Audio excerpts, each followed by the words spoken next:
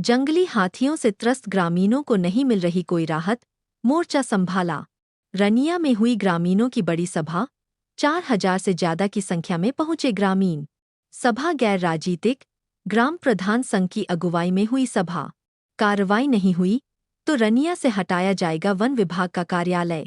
ग्रामीणों ने कहा, वन विभाग का फोकस लकड़ी और बालू पर, वन्य प्राणियों ने ग्रामीणों का जीना किया दूभर।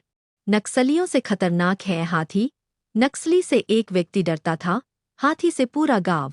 ग्रामीणों ने पूछा, आज तक डीएफओ और रेंजर गांव में क्यों नहीं आए? 5 वर्षों से जंगली हाथियों से त्रस्त ग्रामीणों का गुस्सा बुधवार को ग्राम प्रधान संघ के नेतृत्व में आयोजित विशाल जनसभा में देखने को मिली। सभा में रनिया के विभिन्न गांवों के 4,000 से ज्यादा की संख्या में महिला पुरुष शामिल हुए। जनसभा में वन विभाग के कर्मी उपस्थित रहे।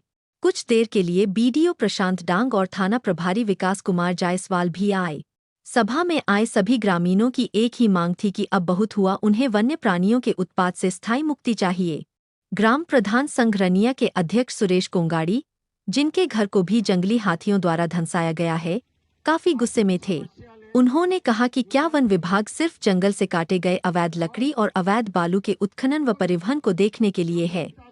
वन्य प्राणियों हाथी, बंदर, मोर और वनसुअर से ग्रामीण परेशान हैं।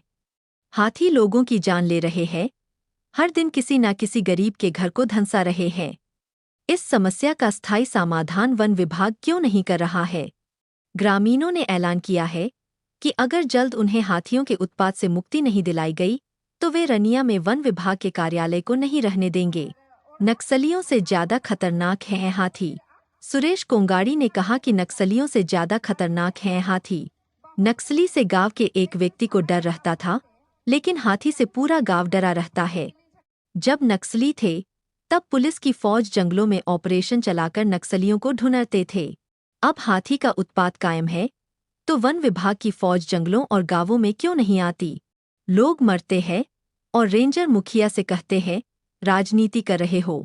डाहू पंचायत के मुखिया रिमिस कंडुलना ने कहा कि हाथियों ने ग्रामीण को मार दिया था और जब उन्होंने रेंजर को फोन किया तब उन्होंने मुखिया से कड़े शब्दों में कहा, राजनीति करते हो। मुखिया समेत सभा में उपस्थित लोगों ने कहा कि आज तक डीएफओ और रेंजर हाथी प्रभावित गांवों में नहीं आए। मुखिया ने लगातार जंगलों की हो रही अवैध कटाई पर रोक लगाने की मांग की। बंगाल से बुलाया जाए हाथी भगाने वाला भीम दल। जिला परिषद सदस्य वीरेन कंडुलना ने कहा कि हम किसान हैं और हमारे जीने का सहारा खेती-बाड़ी है, लेकिन वन्य प्राणी हाथी, बंदरों और मोर के झुंड समेत वनसुअर हमारे खेतों में लगे फसलों को लगातार नष्ट कर रहे हैं। इससे हर परिवार को खाने को लाले पड़ने वाले हैं। दूसरी ओर हाथी हर दिन घरों को धंसा रहे हैं और किसानों की जान ले रहे हैं। उन्होंने कहा कि सरकार बंगाल से हाथी भगाने वाले भीम दल को बुलाए और पूर्व की तरह रनिया को वन्य प्राणियों के उत्पात से मुक्ति दिलाए। उन्होंने वन विभाग और ग्रामीणों के बीच समन्वय स्थापित कर सामूहिक प्रयास से समस्या के समाधान पर जोर दिया। साथ ही वन रक्षा समिति को निश्चित राशि ससमय उपलब्ध कराने की मांग सरकार से की। बिजली विभाग से भी निर्बाध बिजली आपूर्ति की मांग की गई। अब परिणाम आने तक जारी रहेगा आंदोलन।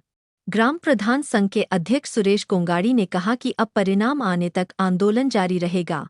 उन्होंने बताया कि जल्द ही तोरपा के एनएचपीसी मैदान में हाथी प्रभावित गांवों के ग्रामीणों की एक सभा होगी, जिसके बाद कर्रा और बानो, सिमडेगा में सभा कर लोगों को गोलबंद किया जाएगा। इसके बावजूद अगर वन विभाग कोई कार्रवाई नहीं करता तो वन प्रमंडल, खूंटी का घेराव बड़े पैमाने पर किया जाएगा। सभा को रनिया की प्रमुख नेली डाहंगा समेत अन्य वक्ताओं ने भी संबोधित किया।